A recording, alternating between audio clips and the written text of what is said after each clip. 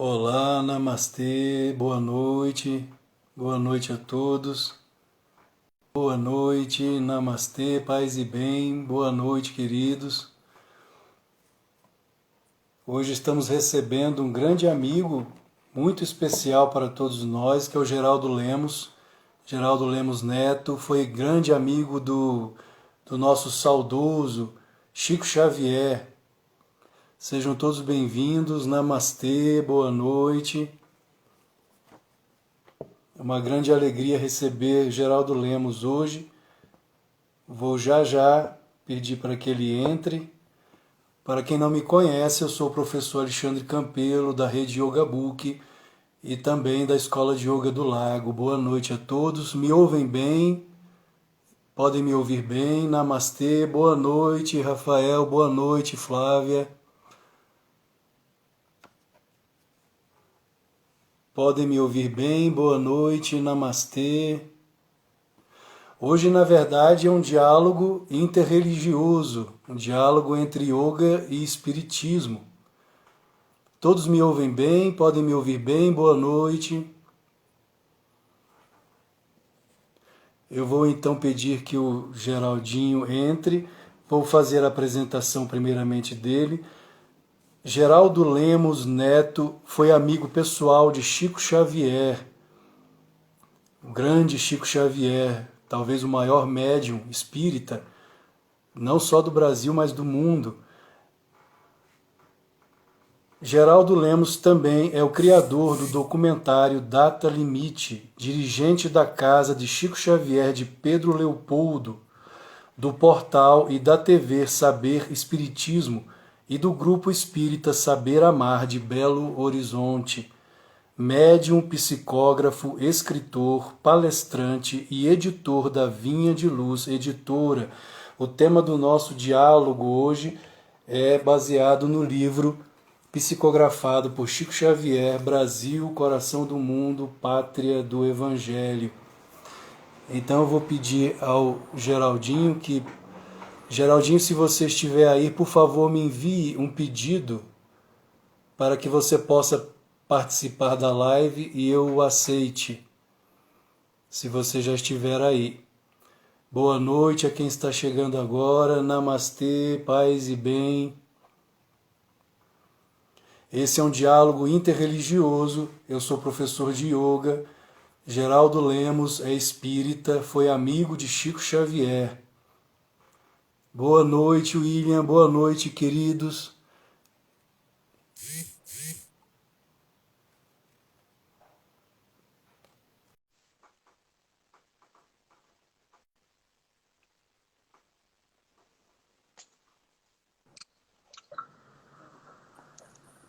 Olá, Alexandre. Olá, meu querido. Tudo Que bom, meu amigo? alegria, que satisfação recebê-lo aqui, meu irmão. Uma Alegria alegria muito nossa. grande. Muito obrigado Boa pelo noite. convite. Como eu estava falando aqui no início, esse será um diálogo interreligioso, né? Porque É, é yoga e espiritismo. só um E minutinho. baseado nesse livro, né? Esse livro maravilhoso que, na verdade, é um compêndio, né? O Brasil, Coração do Mundo, Pátria do Evangelho, psicografado por Chico Xavier, na verdade, é um compêndio de amor ao Brasil. Né? Pelo Verdade. menos eu entendo dessa forma. O que Humberto de Campos nos traz aqui é algo verdadeiramente grandioso, maravilhoso para nós brasileiros, né? E, na verdade, também uma grande responsabilidade, uma enorme responsabilidade, penso eu. Eu vou fazer novamente a apresentação do Geraldinho. Ah, não Geraldinho, precisa. porque Geraldinho, esse era o apelido que o Chico costumava chamá-lo assim, não era, Geraldo, ou não? É, o Chico, minha família, todo mundo me chama assim. Todos, né? Porque meu avô era Geraldo, meu pai era Geraldo, então. Ah, é mesmo? Nossa! Pois Geraldo Lemos foi amigo de Chico Xavier. Ele também é criador do documentário Data Limite, dirigente da casa de Chico Xavier de Pedro Leopoldo, do portal e da TV Saber Espiritismo e do grupo espírita Saber Amar de Belo Horizonte, médium, psicógrafo, escritor, palestrante e editor da Vinha de Luz Editora.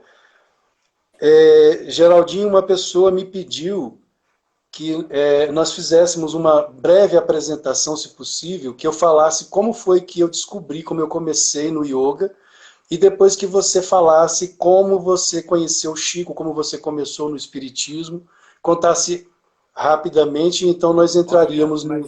mas aí a gente vai perder muito tempo da live É, sobre o tema. Eu prefiro não falar sobre isso, porque eu já tá, falei isso em outras tá ocasiões. ok. Tá ok, então. Então vamos entrar logo no tema, né, que é Brasil, coração do mundo, pátria do Evangelho, que creio eu, inclusive, escolhi esse tema justamente pelo momento atual, né, no qual nós estamos vivendo, que envolve muito o Brasil, mas na verdade o mundo, né, tem essa conjuntura geopolítica no mundo inteiro e que, na minha opinião, vem talvez desde ali de 1917, com a Revolução Bolchevique na Rússia, né? E vem, na verdade, tomando conta de muitas nações e encontrou no Brasil. E aqui eu não falo só do Brasil, apesar do tema estar baseado no livro de Humberto de Campos, mas falo também da Índia, não é, como praticante do yoga, como alguém que vivencia o yoga. Falo da Índia também. O Brasil e a Índia, essa revolução que começou ali em 1917, encontrou, na verdade, uma barreira, ou pelo menos tem encontrado uma barreira no Brasil e na Índia. É interessante que até os mapas, né, o mapa do Brasil e o mapa da Índia são parecidos. Né, tem o formato de um coração, não sei se vocês já repararam. É bem Verdade. parecido. E são duas nações muito espiritualizadas, né? Desde o início, a Índia, já há milênios, vem trazendo essa riqueza espiritual do yoga milenar, né? Os shastras indianos com uma sabedoria que, quando mergulhamos nesses textos sagrados da Índia, é realmente encantador, como é também a psicografia do Chico Xavier. E eu confesso que aos meus 14 anos, foi quando eu comecei dentro do yoga, e tive ali as minhas primeiras experiências com o yoga, eu não sabia exatamente o que estava acontecendo comigo, aquela sensação interna, indescritível, de uma paz profunda interna, e eu sabia que essa resposta viria através do conhecimento, por meio dos livros.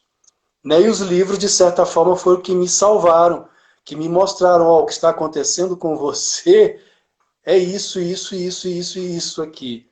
Né? Então os livros vieram me trazer essa salvação ali na minha adolescência, me explicando o que ocorria comigo. E eu já adentrei no universo tanto do yoga, também li muito os livros de Chico Xavier, Allan Kardec, né? Então eu não me fixei em uma tradição apenas. Eu realmente já desde minha adolescência eu fiz esse diálogo com o cristianismo também, porque meu pai quase foi padre, conheceu minha mãe, desistiu, e então a minha infância também foi dentro da igreja católica também. Mas a minha experiência realmente maior foi dentro do yoga, dentro da prática da meditação, também reverenciando o espiritismo, cheguei a frequentar muito também grupos espíritas aqui em Brasília, sempre fazendo esse diálogo interreligioso. E sou autor, sou escritor, tenho 3 obras publicadas voltadas para esse diálogo, não é, que é o Jesus, o Cristo Yoga, foi a minha primeira obra. Depois aumentei com alguns capítulos, que é o cristianismo original e a unidade das 5 religiões. Francisco, o grande yogi de Assis, tecendo esse diálogo, né, do cristianismo com o yoga, e o Encantador de Pessoas, que é uma viagem mística aos contos e histórias da Índia. Então esse foi rapidamente assim o meu percurso que me pediram para falar dentro do yoga. Depois que encontrei Paramahansa Yogananda, que hoje é aclamado pai do yoga no Ocidente. A primeira vez que eu vi a foto de Yogananda na capa, né, desse livro, que é um best-seller, é o livro que todo estudante de yoga, praticante de yoga tem que ler, a autobiografia de um yogi. Quando eu vi essa imagem, eu não tive dúvida, foi conexão automática. A sensação realmente de ter reencontrado o meu guru, né, o meu mestre. Guru quer dizer o dissipador das trevas da ignorância no discípulo, é aquele que dissipa as trevas. E Yogananda não foi um homem comum. Assim como creio que o Chico Xavier também não foi, o Geraldinho está aqui, não é para falar a respeito do Chico. E Yogananda, os discípulos que o conheceram pessoalmente, inclusive o irmão Ananda Moy, que foram os discípulos próximos a Yogananda, ele dizia a presença de Deus em Yogananda era tão poderosa que pouquíssimas pessoas não sentiam nada perto dele. Pouquíssimas pessoas. Acredito que fosse também o caso do Chico, né, Geraldinho? Exato, Alexandre. O Chico realmente foi uma personalidade extraordinária. Não uma personalidade comum do mundo. Ele tinha todas as mediunidades, tinha contato direto com a espiritualidade maior, participava ativamente da divulgação dos princípios cristãos espíritas, não somente através da palavra, dos livros, são mais de 530 livros até hoje publicados da sua mediunidade, mas principalmente pelos exemplos, né? Ele vivenciou aquilo que pregava, muito diferente de nós, seres humanos comuns, que a gente ainda tem uma desconexão entre o saber e o ser. É mais fácil a gente saber, é mais fácil a gente conhecer a verdade do que vivenciá-la. Verdade. E Chico Xavier teve essa sintonia maravilhosa entre o saber e o exemplificar. Então, nas 2 décadas com as quais eu tive a oportunidade de conviver com ele na intimidade, eu pude testemunhar isso. E até hoje eu me impressiono porque, na verdade, muita coisa que ele falava, naquela época eu não compreendia. Né? Um garoto de 20 e poucos anos, 30 e poucos anos, com o passar do tempo e vendo aquelas profecias, aquela presciência dele se materializar, então a gente hoje pode dizer, nossa, ele era um profeta, ele era um ser especial mesmo, né? Que sabia muito mais, muito além do que os nossos horizontes limitados podiam divisar. Esse é Chico Xavier. Já, E agora você falando aí da Índia, não é surpresa nenhuma essa conexão da Índia com todo o Ocidente e o Brasil, porque nós sabemos que, através da própria obra de Chico Xavier, especialmente o livro A Caminho da Luz, de Emmanuel, que nós tivemos, a partir de 10.000 a.C., até mais ou menos 5.000 a.C., durante 5.000 anos, uma sucessiva leva de degredados de um planeta do sistema binário de Capela que vieram encarnar na Terra. E aqui se dividiram em 4 grandes etapas, que foram justamente a primeira delas, a dos arianos, que era o povo mais sem fé e mais ligado à ciência. Depois, justamente, a dos hindus. É por isso que nós temos essas tradições tão sagradas nos Vedas, a tradição dos Mahatmas, não é? E que, então, eles se encarnaram aí hoje nessa península não, nesse subcontinente indiano, e depois se misturaram com os arianos, fundando a civilização védica e deixando para a posteridade, nos Vedas, toda uma tradição espiritual maravilhosa, uma informação extraordinária de conhecimentos E depois essa civilização védica, ela passa a migrar muito pelo impulso dos arianos, né, para todo o Oriente Médio, entra pela Europa, pelo norte da África, e vai ser ela também influenciada com a chegada depois dos egípcios e dos hebreus. Essas quatro grandes correntes de capelinos vão, por fim, colonizar todo o ocidente da Terra, né? A partir da Índia até as Américas.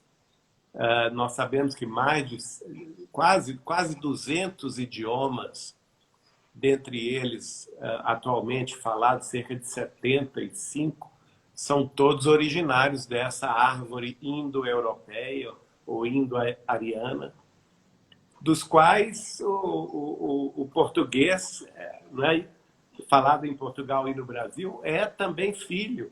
Então, nós também somos filhos dessa, vamos dizer assim, dessa Índia milenária que você venera com tanta dedicação. E o Espiritismo vai nos explicar por que nós temos tantas ligações fundamentais com essas quatro grandes correntes migratórias dos arianos, dos hindus, dos egípcios e dos hebreus, que depois, justamente no seio dos hebreus, que veio nascer o Cristo, Jesus, como ele havia prometido em Capela, que ele viria aqui nos orientar, né? Resgate. Então, Jesus nasce no meio dos hebreus, mas não limita o seu ensinamento aos hebreus. Já visto aí a missão de Paulo de Tarso, por exemplo, que foi levar a palavra cristã aos gentios. E, a partir daí, o cristianismo se espalhou por todo o Ocidente, justamente porque tinha um sentido muito profundo na evolução dos capelinos degredados aqui na Terra.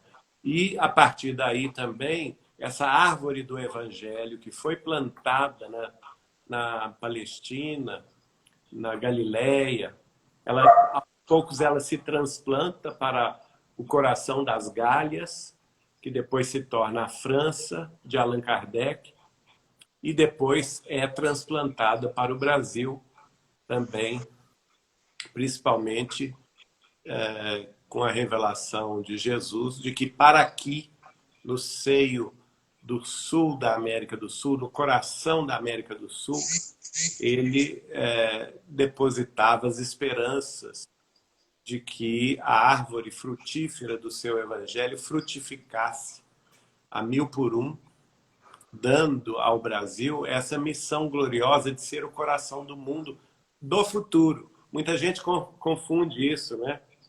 Porque o Brasil, o coração do mundo, pátria do Evangelho, é a missão do Brasil como nação diante do concerto das outras nações no mundo regenerado de amanhã. Mas nós precisamos construí-lo hoje, começar essa construção hoje, que na realidade já começou, né? E é justamente por isso que no seio do Brasil todos os credos, todas as etnias, todas as culturas, todas as concepções filosóficas, todas as escolas religiosas, todas as idades, todas as orientações sexuais, todas as cores de peles, todos são chamados a se congregar na fraternidade, sem barreiras, sem muros de separatividade, sem guerras ideológicas, que muitas vezes tentam nos separar, mas exatamente, na alma do coração brasileiro está, sim, a marca da fraternidade universal, que é a nossa missão. E é exatamente isso que Humberto tenta passar aqui, não é? A partir do momento, inclusive, quando Jesus vem visitar Já logo nos primeiros capítulos, nós observamos isso. E eu até anotei algumas passagens aqui que eu achei bastante interessantes, Geraldinho, em que isso fica bastante claro a partir do próprio prefácio, né, do celeiro do mundo, em que Humboldt, visitando o vale extenso do Amazonas, exclamou extasiado que ali se encontrava o celeiro do mundo. A inversão também, a partir do momento em que se fala hoje muito da inversão de valores, como você disse, que nos divide. Não é? As ideologias que vêm nos dividindo, e que no yoga nós chamaríamos de Maya, ilusão cósmica, porque no yoga nós pensamos da seguinte forma: Deus é o uno, é o absoluto, é o único. O resto, o que é manifestado, inclusive a física quântica também comprova isso, que na verdade o que nós chamamos de dualidade inclusive tem até um grande físico do século XX, o James Jeans, que ele chegou a afirmar: o universo começa a se parecer muito mais com um grande pensamento do que com uma grande máquina. Então tudo é, na verdade, pensamento manifestado desse absoluto uno. E Maya, que é a ilusão cósmica, que é o grande medidor, ele tem o papel de promover a divisão. Quando chega ao nosso mundo aqui, né, essa mesma Maia, essa mesma ilusão, ela promove essas divisões por meio, como você falou, dessas ideologias. E que vem de tempos antigos, que é também o dividir para reinar. Só que quando você divide, quem está reinando não são esses seres enaltecidos, esses seres de luz, mas justamente aqueles outros que vêm para a autopromoção, dividindo os irmãos. No caso aqui no Brasil, não só no Brasil, mas no mundo todo, essa grande divisão que você citou hoje, essa grande guerra, não é que não deveria existir entre brancos e negros, entre héteros e homossexuais, entre homens e mulheres, porque quando nós estamos divididos, nós nos enfraquecemos. A união é, como diz o ditado, é a união que faz a força. E isso parece que fica bastante claro na psicografia do Humberto de Campos, quando Jesus afirma a respeito desse assunto, até mesmo quando ele cria ali o alicerce com a ajuda de Ismael, não é? Da construção desses povos que vêm da África, com o povo que já estava aqui, os nativos, os indígenas, e o povo europeu, ou seja, promovendo essa união, apesar do sofrimento, do grande sofrimento que nós sabemos, pelo qual os nativos passaram e os nossos irmãos vindos da África também passaram. Mas tudo isso, os sofrimentos, o próprio livro explica, tinha razões profundas dos karmas coletivos, né? Por exemplo, no livro, Humberto de Campos, que está trazendo, na realidade, o Chico Xavier explicou que não foi Humberto de Campos quem escreveu o livro. Ele apenas transcreveu os anais dos conhecimentos históricos que existem no mundo espiritual superior. Ele foi como se fosse o mensageiro dessas verdades. E ele vai explicar, por exemplo, que aquelas almas que encarnaram na África nos séculos 16, 17, 18, que foram escravizadas pelos portugueses, espanhóis e trazidos ao Brasil, elas, na realidade, estavam num processo kármico de resgate, que é a lei de causa e efeito, ação e reação. O próprio nome karma já diz aí da sua ascendência védica, não é? Hindu. E nessa encarnação kármica, Humberto de Campos vai revelar que esse grupo, na realidade, tinha sido, na Europa da Idade Medieval, os senhores medievais, senhores e senhoras medievais, que abusavam dos campesinos, dos camponeses, em todos os quadrantes da Europa da época medieval, e que também fizeram guerras em nome do Cristo, né? Patrocinando, por exemplo, a Igreja Católica nas lutas insanas das cruzadas contra os muçulmanos. Então, veja, eles arrependidos no mundo espiritual e recebidos por Jesus na sua infinita misericórdia, pediram essa reencarnação de prova na África, nas nações africanas mais humildes, mais apagadas, com menos acesso a facilidades e à cultura, para receberem vamos dizer assim, a experiência da escravidão que eles próprios haviam imposto nos campesinos europeus da Idade Medieval. Por isso, mas muitos deles, Humberto de Campos vai dizer, aceitaram de boa mente a prova, apesar do sofrimento, e vieram para o Brasil imprimindo na alma popular do brasileiro um sentido muito grande de humildade e renúncia. E até hoje são lembrados com carinho nas expressões populares das Mães Maria e dos Pretos Velhos. Nós temos uma tendência bastante secular, materialista, na verdade, de acreditar que o sofrimento é algo que nos tira a nobreza do espírito. Pelo contrário, o sofrimento é, na verdade, como o próprio livro afirma, e vemos isso também na vida de um São Francisco de Assis, na vida do próprio Cristo Jesus pregado à cruz, não é? Que o sofrimento é um lapidador, na verdade, de nossos karmas, e que tudo é um processo, na verdade, kármico. Eu me lembro de Paramahansa Yogananda, certa vez perguntaram a ele por que a Índia, sendo tão espiritualizada, se tornou colônia da Inglaterra. E a resposta dele é que era também um processo kármico, porque no passado remoto os indianos escravizaram os dravidianos. Exato. E como retorno kármico, a Inglaterra então se apoderou da Índia. Ou seja, exato. Tudo um retorno kármico. Tem. E também no livro se explica, por exemplo, que os silvícolas brasileiros, eles não estavam nesse processo kármico, mas eram espíritos em prova. Né? Encarnaram, eles já tinham conquistado a humildade e a simplicidade, mas precisavam de um impulso cultural. Né? E o choque cultural deles com os portugueses que aqui chegaram e depois com os negros que para aqui foram trazidos, favoreceu-lhes, então, o avanço. Agora, tem uma expressão que eu acho muito bonita, que é no livro, quando Jesus mostra a América do Sul, e mais particularmente o coração da América do Sul, que é o Brasil.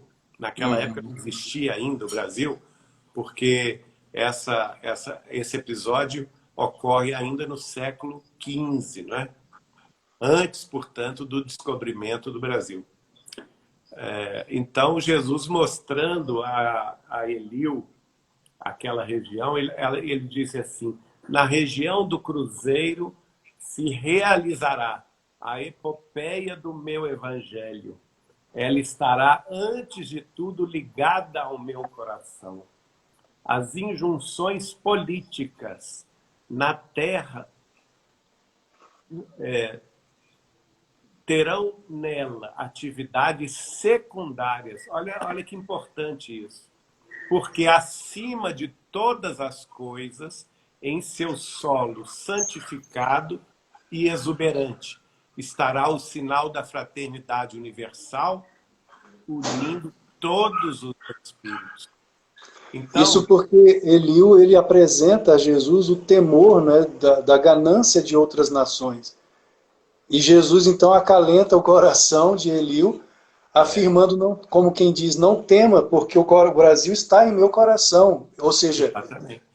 E até hoje, os historiadores se espantam como que o Brasil conseguiu ultrapassar esses 5 séculos e mais alguns anos sem se dividir. Né?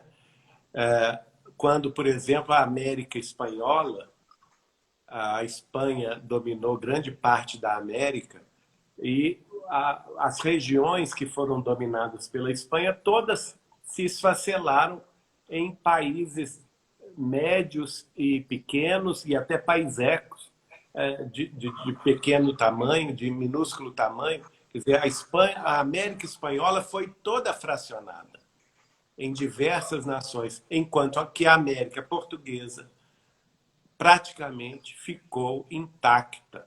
Ao contrário, nós até adquirimos, somamos algumas terras às nossas fronteiras, como é o caso do estado do Acre, não é? Mas, desde o início, o Brasil manteve-se incólume.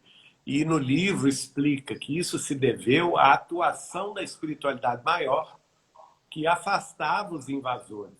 Nós tivemos invasores franceses na Guanabara, no Rio de Janeiro, que foram expulsos. Nós tivemos invasores franceses no Maranhão, que também foram expulsos.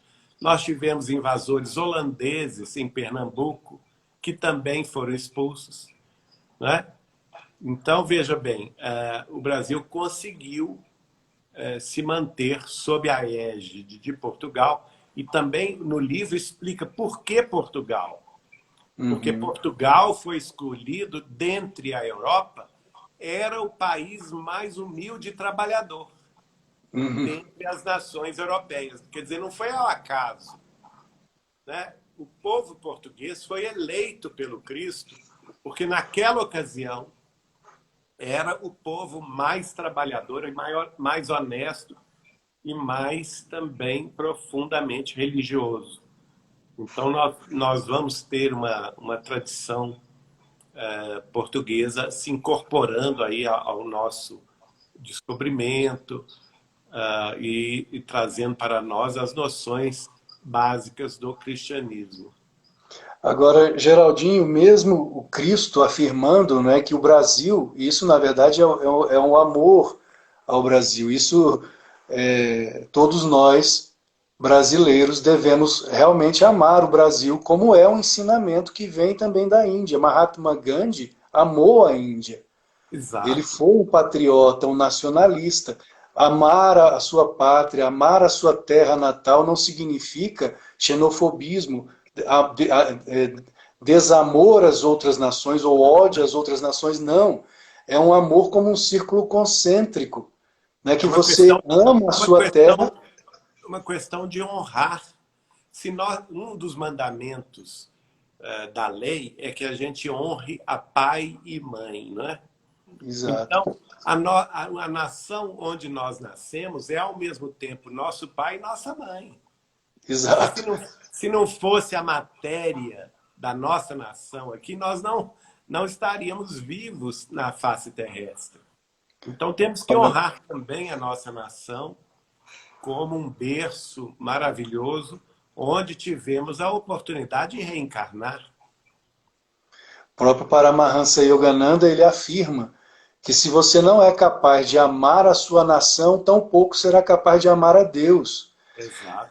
Inclusive existe no yoga o que nós chamamos de Dharma. Dharma é a lei, também significa religião, no sentido latim de religar e ligar novamente o homem a Deus. E existem 5 formas de Dharma, que é Vyakti Dharma, que é o amor às condutas corretas, virtuosas, dentro de yamas e niyamas, né, que são os angas de Patanjali, são 8 passos, 8 angas de Patanjali.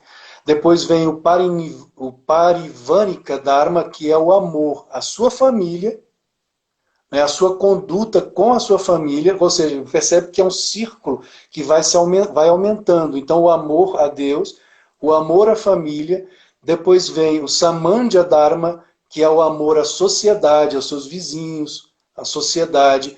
Depois vem o Rashtra Dharma, que é o amor à pátria, o amor à sua nação. Como ele também afirma, nós não devemos morder a mão que nos alimenta. Então, o amor à sua nação é fundamental. E aí, nesse círculo que vai aumentando de amor, vem o Manava Dharma, que é o amor por toda a humanidade. E aí, dentro da visão dos Shastras, né, indianos, a humanidade não é só a humanidade da Terra, porque existem as outras humanidades fora da Terra. A humanidade cósmica. Exato. E não é só o nosso universo que existe, na verdade existe um multiverso. Os Shastras indianos afirmam que é 10 elevado a 10 elevado a 50 universos, fora o nosso universo aqui, e Então, totalmente povoado de seres. Então é um amor que vai crescendo. é aquela, a gente pode lembrar daquela figura bíblica da escada de Jacó, que isso que você falou aí, cada degrau de amor cada etapa de amor é um degrau que se sobe nessa escada Exato, infinita da evolução. exatamente. E nós Nós estamos somos, na aqui, verdade, peitinhos, né? é, e nós estamos aqui encarnados no Brasil não por acaso. Há uma programação e temos uma função aí, né, para cumprir. Existe aqui na página 39, Geraldinho, eu anotei sobre os filhos da África. Eu posso ler? Pode. Página 39. Os filhos da África foram humilhados e abatidos no solo, onde floresciam as suas bênçãos renovadoras e santificantes. O Senhor, porém, lhes sustentou o coração oprimido, iluminando o calvário dos seus indizíveis padecimentos com a lâmpada suave do seu inesgotável amor. Através das linhas tortuosas dos homens, realizou Jesus os seus grandes e benditos objetivos, porque os negros das costas africanas foram uma das pedras angulares. Ou seja, realmente o que Cristo fez no Brasil foi trazer esse povo como pedra angular, como você falou, não é? Como Eles, tinham, pedra eles representaram o sinal da humildade. da E da, humildade, como e da Cristo que também renúncia. foi crucificado. Então, nós temos aí, inicialmente, nesse triângulo básico, o indígena, que foi o primeiro povo, o português, o segundo, representando os europeus brancos, e os negros de África, trazendo esse sinal da humildade e da resignação, que também já vinham, como eles sabiam que eles estavam resgatando dívidas passadas, eles já vinham com esse sinal também de aceitação, de resignação. E Hoje, por isso o povo brasileiro, na sua história, é considerado até hoje um povo pacífico, apesar de todas as lutas. hoje se fala muito da questão da dívida, né, histórica que nós temos com os nossos irmãos negros e que, na verdade, se nós pensarmos bem, quem não é negro? O meu sangue, nas minhas veias, corre sangue negro. Apesar de Exato. estar em um corpo aparentemente não é branco, dizem que sou branco, mas e se em vida anterior, se em uma vida passada eu tivesse vindo em um corpo negro como escravo, hoje estou encarnado como uma pessoa branca, um amigo meu que é negro pode ter sido em uma vida passada alguém branco, não é? Então a quem cabe a dívida? Será que os homens devem cobrar dos homens essa dívida kármica? Ou, na verdade, deixar que a providência tome conta disso? Não é porque É a se eu hoje sabedoria. sou branco e na vida passada fui negro, a quem eu devo? A mim mesmo? É A algo complexo, sabedoria, complicado. a sabedoria infinita, Alexandre, ela nos indica, e o Espiritismo nos mostra isso com muita clareza, que nós somos espíritos imortais. E estamos na Terra num corpo provisório. Então, nós não somos nem negros, nem mulatos, nem brancos, nem Exatamente. brasileiros, nem africanos, nem japoneses. Nós estamos temporariamente Exatamente. assim. Nós não somos homem, mulher, nós não somos pessoas doutores de cultura ou ignorantes na via pública. Nós estamos, assim, temporariamente, como uma experiência. A grande verdade é que todos nós somos espíritos em aprendizagem. em processo de aquisição de conhecimento. E, presentemente, encarnados no Brasil, onde nós encontramos todas as etnias, porque nós falamos inicialmente no índio, no português e no negro, mas nós temos que nos lembrar que depois deles vieram muitos outros. Né? Exato. Por exemplo, no final já do século XIX, nós tivemos a chegada dos italianos, dos poloneses, dos japoneses, que vieram em massa, dos hebreus, dos judeus, principalmente depois durante a Primeira Guerra Mundial, nós tivemos uma vinda maciça de judeus que vieram fugidos da Europa em guerra, não é? Tivemos também a chegada dos árabes provenientes do Líbano, da Turquia. Veja bem, o Brasil é, na realidade, uma nação plural, Pois porque é. ela está abrigando no seu seio todas as etnias, todas as nacionalidades. Mais recentemente, durante a segunda metade do século XX, nós tivemos a chegada maciça de latino-americanos, de paraguaios, de bolivianos, de argentinos, mais recentemente de venezuelanos, fugidos da catástrofe da Venezuela. Não é? Então, veja, tudo isso faz com que o povo brasileiro de acolher. E até hoje nós temos acolhido todas essas etnias, todas essas nacionalidades com muito carinho e muito amor. Lembrando também que no século XX também nós recebemos muitos africanos das nações de língua portuguesa, como de Angola, de Moçambique, de Guiné-Bissau, que vieram para cá também como imigrantes.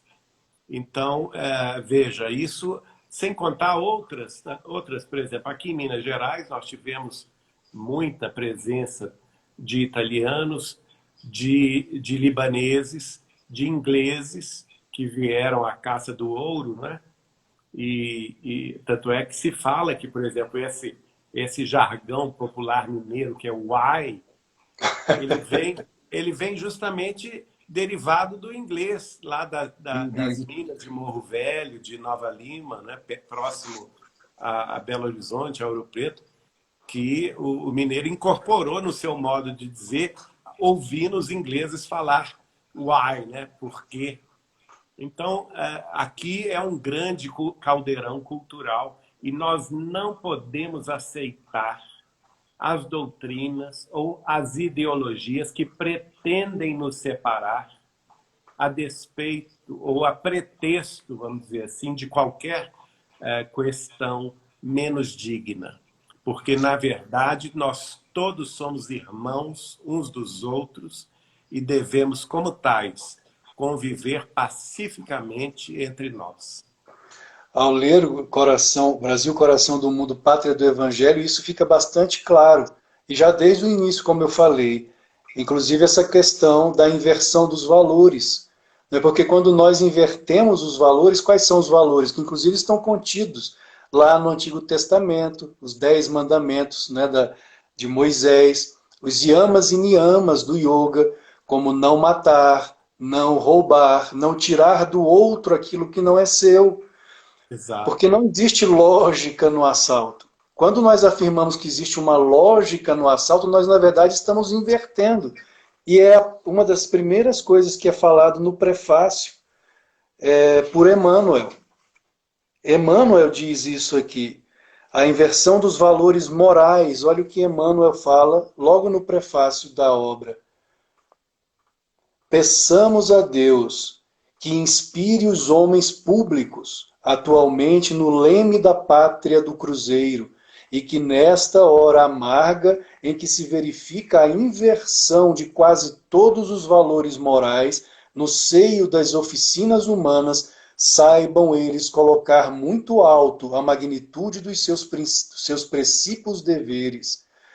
Ou seja, então se há inversão dos valores morais, que no yoga, como afirmei, são yamas e niyamas, a ahimsa, a não violência. A violência, na verdade, como é ensinado pelos grandes mestres da Índia, não é um ato necessariamente externo. O policial, ele tem o dever, ele é um kshatriya, ele é um guerreiro, então ele tem o dever de proteger a sociedade.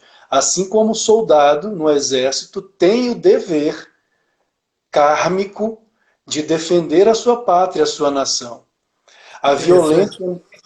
Só um detalhe aí, Alexandre, porque muita gente Sim. questiona isso, e eu mostro o seguinte, gente, a obra dos espíritos, por Chico Xavier, por Ivone do Amaral Pereira, por Zilda Gama, tantos livros falando sobre a vida espiritual e mostram o quê? Mostram que também as cidades espirituais são defendidas Pois é. vamos dizer assim, por a sua organização policial de fronteira, não é? Para que elas não sejam violentadas. Nós temos, por exemplo, no livro, extraordinário livro, Memórias de um Suicida, de Ivone do Amaral Pereira, pelo espírito de Camilo Castelo Branco, o relato das equipes de salvamento dos suicidas no mundo espiritual, e essas equipes de salvamento são capitaneadas por um batalhão de soldados hindus. Olha só.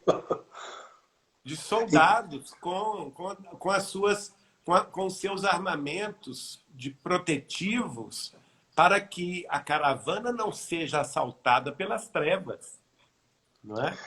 Inclusive a batalha de Kurukshetra, muitos pensam que a batalha que ocorreu, né, a batalha fratricida na Índia há 5 milênios, entre Pandavas e Kauravas, os hindus não afirmam que aquela batalha foi metafórica, ela foi real.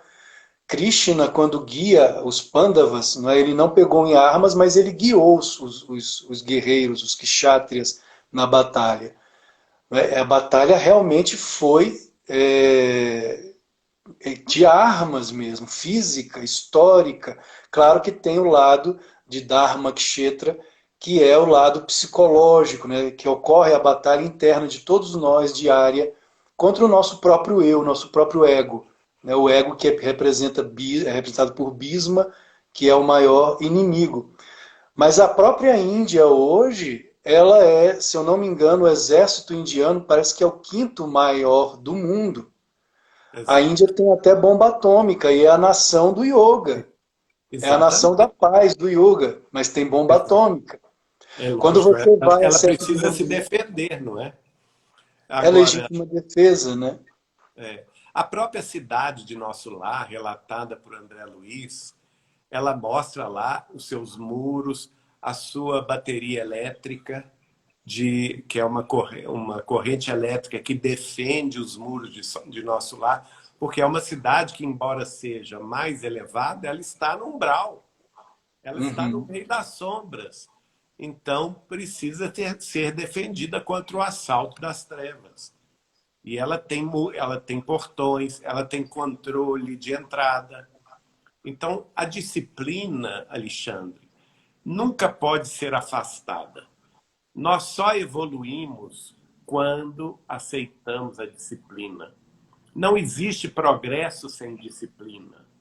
O próprio Exatamente. Chico Xavier, quando ele conversa com Emmanuel, seu guia espiritual, pela primeira vez, e Emmanuel convida Chico Xavier a trabalhar com ele na psicografia, e que ele estaria a postos no mundo espiritual, o Chico pergunta a ele: eu aceito o convite, mas para isso eu não tenho muita coisa para oferecer. Mas o que eu preciso ter? E o Emmanuel responde para ele: você precisa ter 3 coisas. Qual que é a primeira? Disciplina. Qual que é a segunda? Disciplina. Disciplina. Qual que é a terceira? Disciplina. Disciplina. Então, 3 disciplinas significam 3 graus vamos dizer assim, de realização do objetivo, né? E nós, se isso acontece conosco, como indivíduos na Terra, com as nossas funções, com as nossas missões, o que se dirá das cidades, dos estados e da nação? A nação também precisa de disciplina, precisa ter trabalho, precisa ter emprego, precisa ter renda, precisa ter o processo de desenvolvimento sustentável, não é? E não se pode inverter esses valores porque, sob qualquer pretexto, porque nós precisamos avançar, nós precisamos olhar o futuro. E o futuro da Terra nos indica que nos aproximamos do mundo em regeneração. E no mundo em regeneração, nós precisaremos, sobretudo, de ter disciplina espiritual. Veja que eu quero trazer para vocês aqui uma palavra de um inglês, um espírito inglês, que se manifestou através de Chico Xavier, está no livro Falando à Terra. Ele se chama Robert Southey. No século XVI, foi a primeira personalidade literária a escrever uma história do Brasil. A primeira história do Brasil foi escrita por ele, no século XVI. No século XX, ele escreveu por Chico Xavier o seguinte: somos aqui, no Brasil, lavradores otimistas e felizes, confiados no esplêndido porvir da jovem e vigorosa nação, depósito de firmes esperanças de milhões de espíritos empenhados na regeneração humana. Olha que maravilha. Então, se eles estão aqui, nós estamos recebendo esses espíritos de todas as nações. Ele é um inglês, né, de outras vidas, mas que adotou o Brasil por coração. E está nos revelando, através de Chico Xavier, que a nossa nação é depósito de firmes esperanças de milhões de espíritos comprometidos com a espiritualização humana. Então, aqui não importa se você é budista, hinduísta, confucionista, se é islâmico, se é das tradições gregas, se é cristão ortodoxo, se é católico, se é espírita, se é das denominações afro-religiosas, da Umbanda, não importa. Nós todos somos irmãos e nós temos um compromisso de espiritualização com o Brasil, porque essa é a missão do Brasil. O Brasil precisa transportar para o resto das nações da Terra esse sentido de espiritualidade vigorosa, que é o sinal da regeneração humana. Por quê? O mundo materialista, que é o passado, representante do passado, egoísta, orgulhoso, vaidoso, ele precisa ser superado em seus paradigmas pelo mundo espiritualista de amanhã. Porque essa vai ser a característica do mundo regenerado. E não existe hoje no mundo nenhuma nação capaz de levar essa mensagem de espiritualidade ao resto do planeta, senão o Brasil. Porque aqui todas as correntes espiritualistas têm acolhida, sem perseguições, sem disputas inglórias. Nós convivemos muito bem entre nós. Judeus e muçulmanos convivem muito bem aqui no Brasil, não é?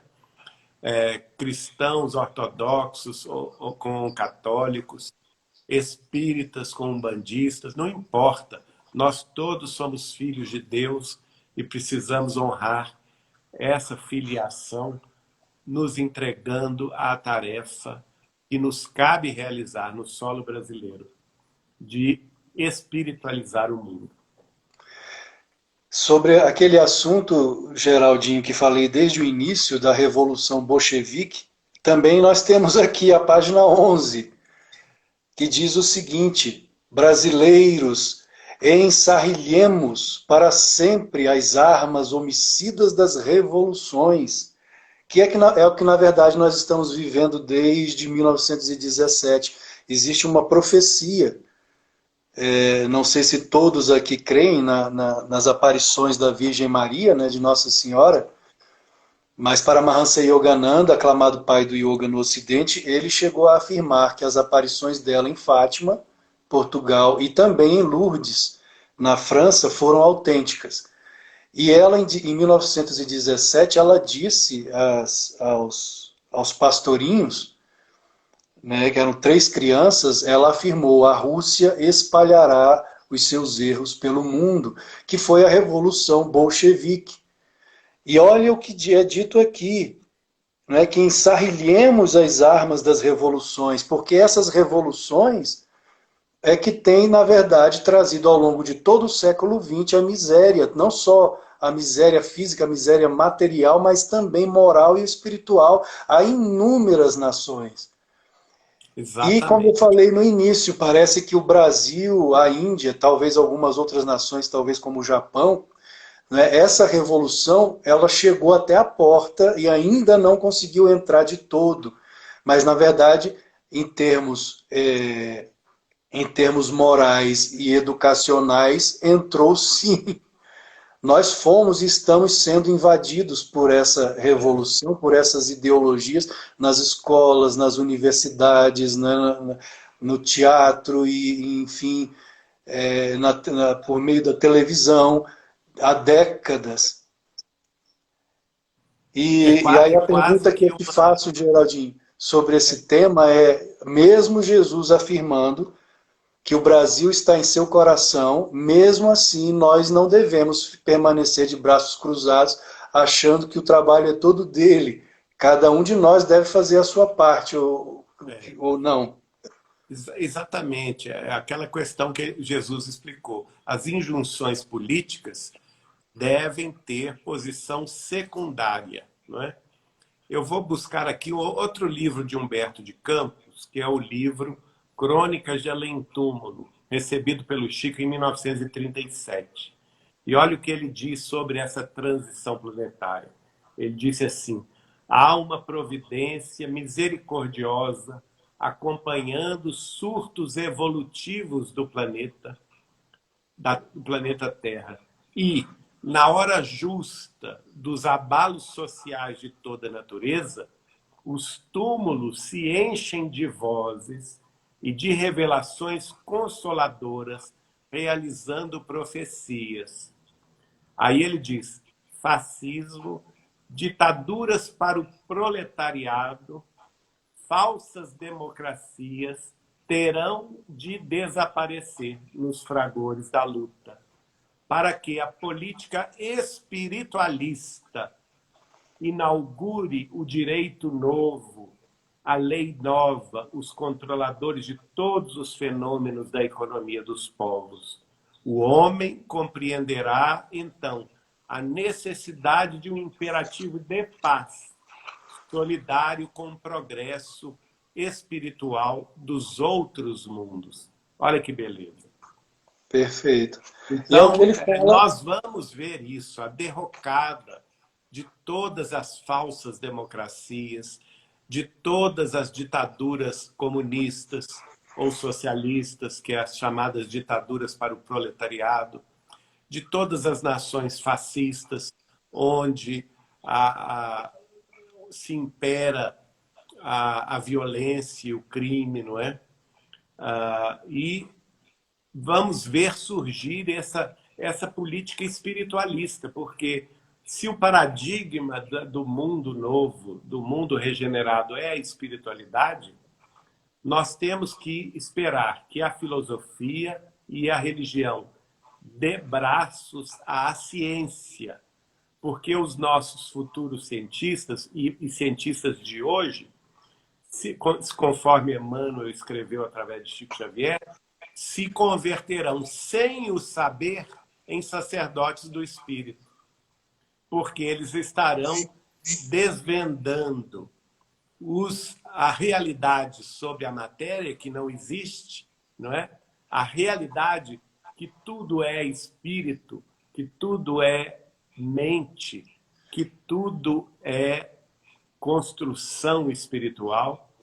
E a ciência verá, segundo Chico Xavier, nos próximos anos, pelo menos até 2057, afirmar, encontrar com demonstrações cabais na ciência, a realidade, por exemplo, da vida além-túmulo, a realidade dos planos espirituais, a realidade da pluralidade dos mundos habitados em outras civilizações extraterrestres, a realidade da reencarnação, a realidade da mediunidade, da comunicação pelo pensamento, tudo isso a ciência vai desvendar. E aí já não mais será especulação filosófica nem religiosa, será fato científico.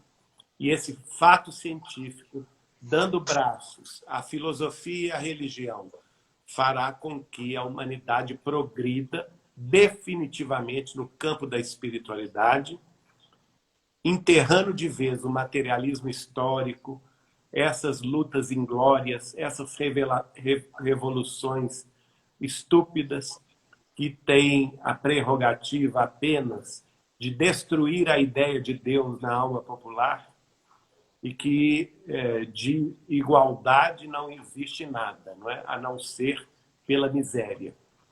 É como o Padre Pio. Então, Grande. isso tudo nós vamos encontrar nos próximos anos, nas próximas décadas, e a fim de que ingressemos numa nova realidade espiritual e compreendamos, enfim, o nosso destino espiritual também. É como o Padre Pio de Pietrelcina costumava afirmar, não é? Ele dizia que não se deixava levar pelas ideias de solidariedade, de amor aos pobres, como é pregado pelos marxistas, porque ele sabia que havia, na verdade, uma intenção maligna por trás disso, que não era realmente amor autêntico pelos pobres.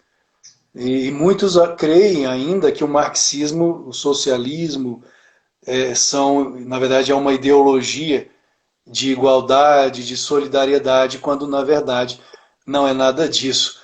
Inclusive, se lemos a própria biografia de Karl Marx, ele chegou a jurar, a adolescência dele, ele foi um religioso fervoroso que, por algum motivo, ele se revoltou contra a religião e passou a jurar vingança, não é? Contra a humanidade, contra Deus e contra a humanidade, como lemos em Oulanen. E essa vingança, esse ódio, né, essa revolta que nós vemos hoje, essas revoluções que vemos ocorrendo lá desde 1917, na verdade só trouxe miséria, só trouxe fome, holodomor, né, morte pela fome, gulags, campos de trabalho forçado e, quando não, fuzilamento no paredão, né, como ocorria aqui em Cuba. Paredão. Não se pode nunca atingir a fraternidade, a solidariedade, a justiça com a matança de milhões de opositores ou de milhões de pessoas que pensam diferente. Isso ocorreu na Revolução Russa, milhões de pessoas foram mortas pelo sistema. Isso ocorreu na Revolução Cultural Chinesa de Mao Tse-tung, que dizem alguns estudos que mandou para a morte 90 milhões de chineses opositores ao regime. Então, matou mais que Stalin. Como que isso pode ser sinal de fraternidade? Não é? Isso é uma ilusão. A mesma coisa está acontecendo há muitas décadas em Cuba, está acontecendo na Venezuela. Então, nós precisamos ter clareza no sentido de conhecer os fatos e não ficar tapando o sol com a peneira com ideias absolutamente poéticas sobre o tema, muito distantes da realidade. Não é? É curioso a gente observar, por exemplo, que os brasileiros, maiores defensores dessa corrente de pensamento, a maioria deles mora em Paris, em Londres, em Nova York, em Milão, em Lisboa ou em Madrid. E você não conhece nenhum deles morando em Havana. Pois é. Muito menos em Pyongyang, lá na Coreia do Norte. Então, vamos ser honestos, né? Vamos verificar essa questão com honestidade e não com ilusões. O mundo precisa caminhar para Deus. O mundo precisa de espiritualidade. O mundo precisa de união, de fraternidade legítima. Sem essas revoluções fakes que se pretendem fazer por aí e que só levam à desgraça dos povos, porque na história da humanidade, todos os povos que adotaram essas ideologias entraram em desgraça econômica, social, política e transformaram-se em ditaduras sanguinárias. Exatamente. E enquanto que os países mais do progresso, mais à frente do progresso humano, na América do Norte, na Europa e na Ásia, são justamente aqueles que dão respeito mais à liberdade de expressão, à liberdade econômica, à liberdade de iniciativa e respeitam também a produtividade, a inteligência, a cultura em sua diversidade, não é? E favorecem, portanto, o eclodir das potencialidades individuais e podem inovar. Vamos pesquisar o seguinte: quais são os países que mais inovam? Né? São justamente os mais livres, porque aqueles que vivem a ditadura do proletariado, ditadura comunista ou socialista, são os mais fechados, são os mais controlados e, por consequência, os mais miseráveis e os mais sofredores, cuja população, ao invés de ficar na sua nação, foge para o exterior. Né? Lembrando aí da Europa, os alemães orientais queriam fugir, pular o muro de Berlim, não é assim? Os cubanos queriam fugir para a Flórida, para os Estados Unidos, às vezes enfrentando as águas do Caribe, enfrentando tempestades e morrendo afogados. Hoje, os venezuelanos fogem para o Brasil, fogem para o Panamá. Eu estive no Panamá recentemente. 1/3 da população do Panamá hoje é venezuelana, fugida da Venezuela. Então, isso não pode ser aceito como natural. Hoje, por exemplo, nós estamos vendo a migração dos argentinos para o Brasil. Uma nova leva de argentinos fugindo do desastre econômico argentino, que houve um retrocesso extraordinário. E não foi por falta de aviso. É interessante, Alexandre, porque o próprio Allan Kardec conhece Karl Marx em Paris. E com eles trava uma certa amizade. Ele chega a frequentar algumas reuniões mediúnicas junto com Allan Kardec. E, em dado momento, Kardec conta isto, mas coloca ele com o pseudônimo de Mr. M. Karl Marx, né? Mr. M. E, em dado momento, o Espírito da Verdade fala com Kardec o seguinte: olha, afaste-se deste sujeito, porque ele é um espírito sistemático. Ele é um espírito que não está interessado em espiritualidade, não está interessado na verdade, não está interessado na união dos povos. Ele está interessado na destruição da sociedade. Nossa. E ele fala com Allan Kardec: afaste-se dele.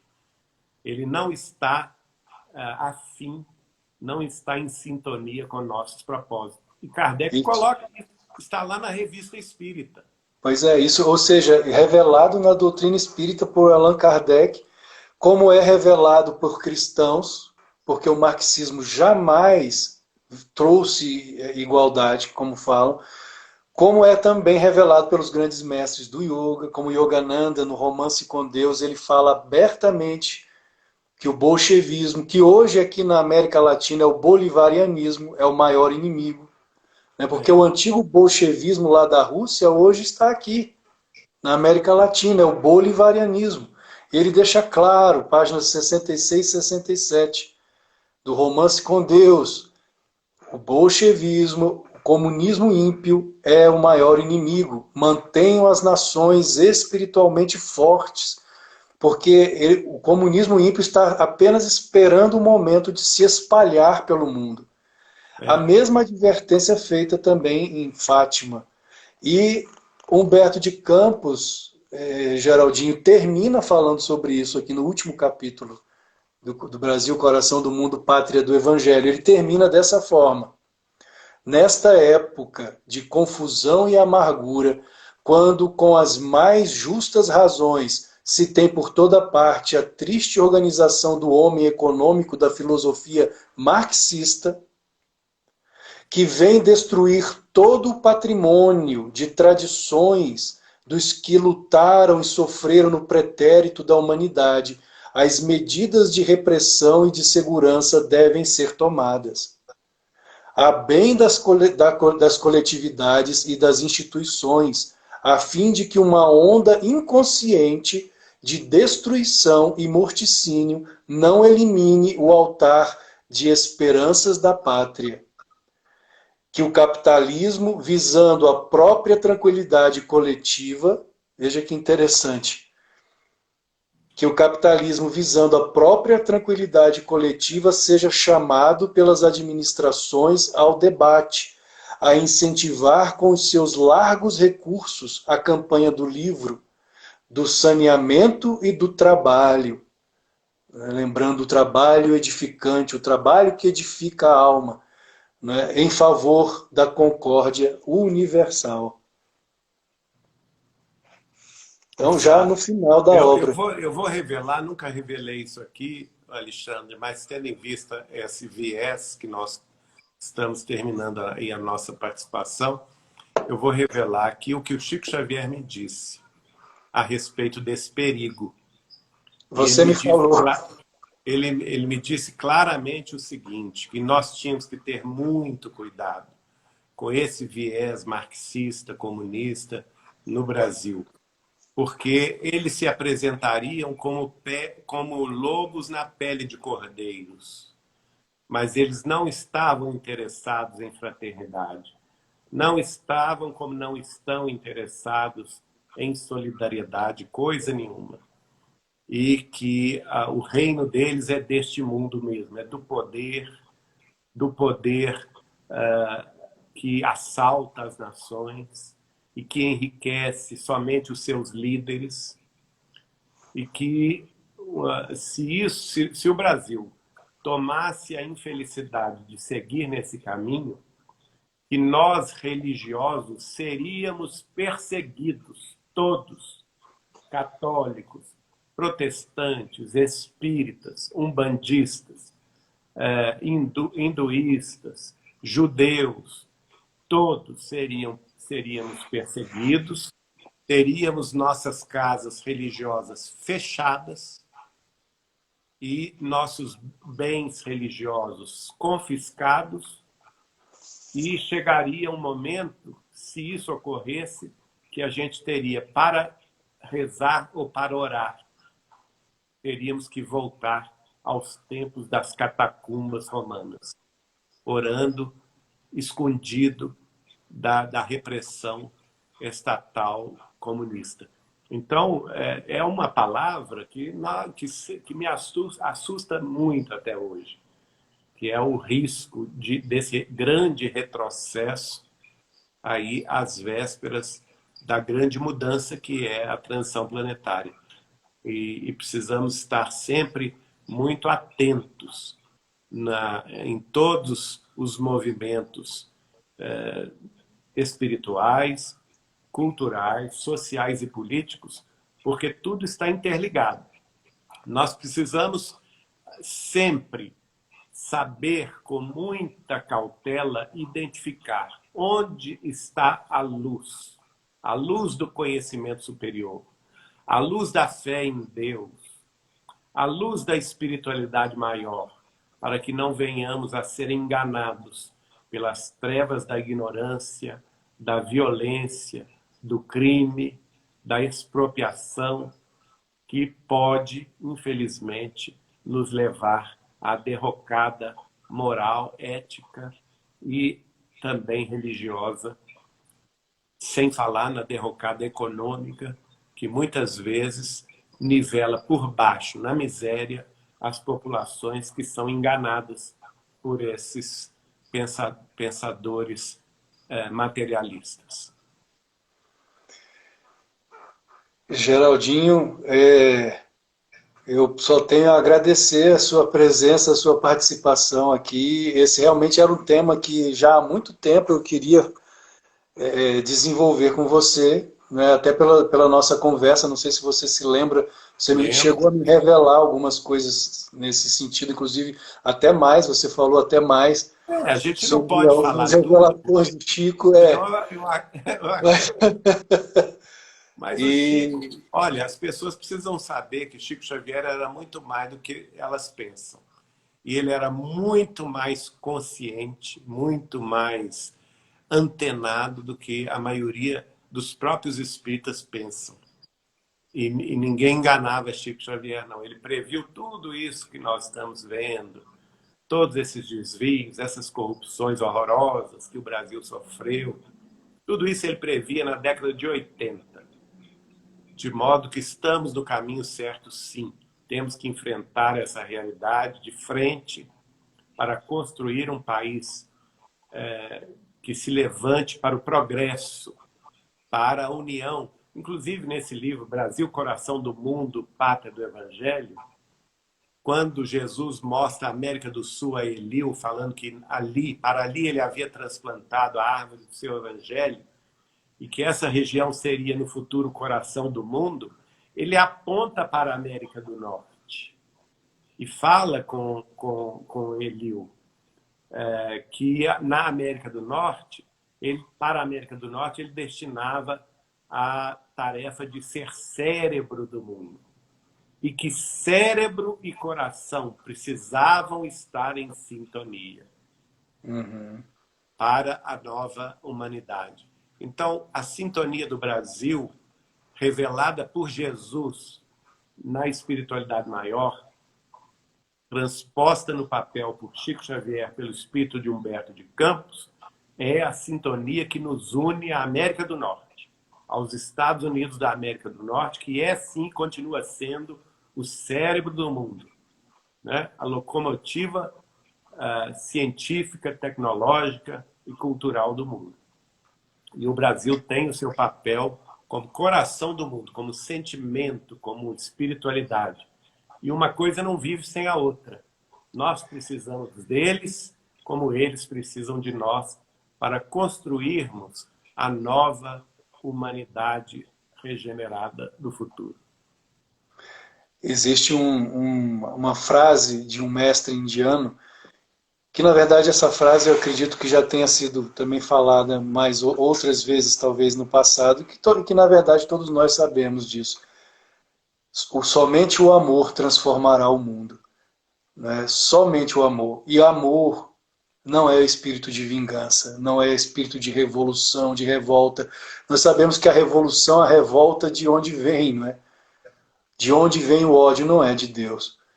Então é pelo amor, é pela união. Inclusive a própria palavra yoga, em sua etimologia sânscrita, vem de yud, que quer dizer união. Então, aos praticantes de yoga, aos professores de yoga, que sejamos capazes de praticar essa verdadeira união pelo amor e não pela divisão, não pelo ódio. Porque quando segregamos, quando dividimos, nós nos enfraquecemos. E colocamos em risco, né, a pátria, o coração do mundo e a pátria do Evangelho. Por isso eu tenho acompanhado muito já há algum tempo as suas postagens no Facebook. Você me falou dessa consciência que o Chico lhe passou. e que nós precisamos sim falar e não nos deixarmos amordaçar, porque se nós nos deixarmos amordaçar por esse erro, não é, que está tomando conta do mundo, como Maria afirmou lá em 1917, não, o futuro não será dos melhores. O próprio Yogananda afirmou no Romance com Deus que se nós permitíssemos que o comunismo se espalhasse, ele afirmou, não valerá a pena viver. Imagine os nossos irmãos cubanos, imagine os nossos irmãos tibetanos, que desde 1950, com a invasão chinesa, a China comunista, carregando a bandeira de Marx, a religião é o ópio do povo, o povo tibetano sofre há mais de 70 anos. O palácio de Potala, do Dalai Lama exilado na Índia, o palácio de Potala hoje, monges budistas estão lá praticando seus mantras, as suas meditações, chineses comunistas chegam para rir da cara dos monges budistas. E que até pouco tempo atrás, se pesquisássemos no YouTube, nós veríamos monges budistas em desespero promovendo autoimolação, ou seja, ateando fogo no próprio corpo em protesto contra quê? Contra o quê? Contra a China comunista. Porque são proibidos de praticar a sua religião, o budismo. Os visitantes que chegam ao Tibete são revistados, não podem levar imagens do Dalai Lama ou imagens de Buda lá para dentro, no Tibete. Desde 1950. Então é necessário termos a coragem de falar, e eu agradeço muito a você, Geraldinho, por essa coragem e por sua presença e sua participação hoje Nem aqui. sempre a gente diz o que agrada, não é? Mas é isso aí. Querendo ou não, a mensagem está nos livros. É muito engraçado que às vezes as pessoas colocam como se fossem colocações pessoais nossas, mostram um desconhecimento da obra de Chico Xavier, não é? Então eu só tenho a convidar a todos aqueles que nos estão ouvindo que pesquisem a obra de Chico Xavier. Vocês vão encontrar inúmeras mensagens da espiritualidade maior, inclusive de personalidades políticas brasileiras, como, por exemplo, Rui Barbosa, não é? Outros também que foram senadores de Estado do Brasil, governadores, e que o próprio Humberto de Campos, que foi um literato da Academia Brasileira de Letras, o próprio Emmanuel, guia espiritual de Chico Xavier, em diversas mensagens falando sobre o assunto político, não é? Do perigo que é essa infiltração comunista na sociedade brasileira. Então não são palavras minhas, são palavras dos espíritos através de Chico Xavier. Nós não devemos temer a política. O próprio Gandhi afirmou isso. Aqueles que pensam que religião não tem nada a ver com política não entendem nada de religião. A religião autêntica, né? A religião que nos leva realmente, como até há pouco tempo atrás o Dalai Lama afirmou, qual é a verdadeira religião? É aquela que te torna uma pessoa melhor. Então é nesse sentido que Gandhi afirmou.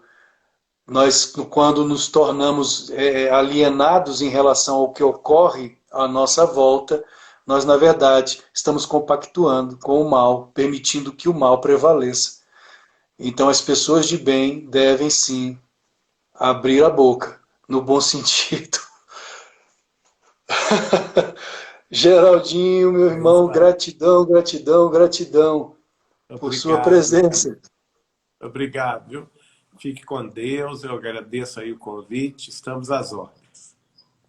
Gratidão pela presença de todos. Um abraço, boa noite a todos que nos ouviram e que Jesus nos abençoe. Amém.